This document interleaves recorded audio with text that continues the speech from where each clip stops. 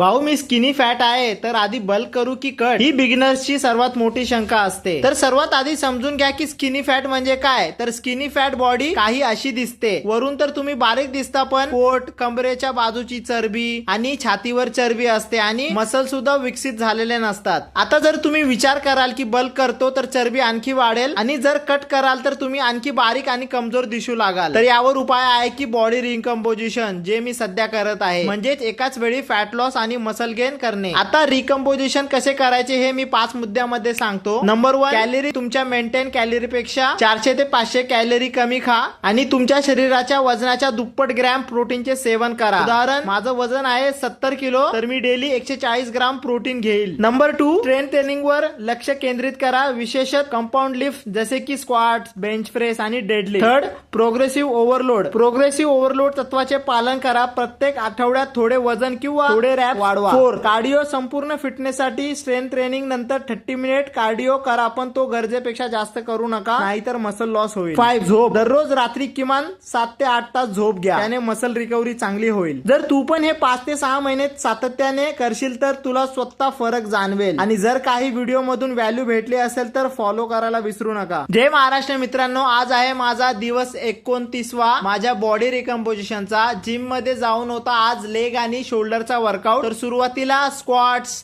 Leg press, extension, leg curl आणि काफ raises. शोल्डरच्या workout मध्ये military press, side raises आणि Peck deck fly. या video मधून तुम्हाला थोडीफार पण मदत झाली असेल तर तुमच्या भावाला फॉलो करायला विसरू नका.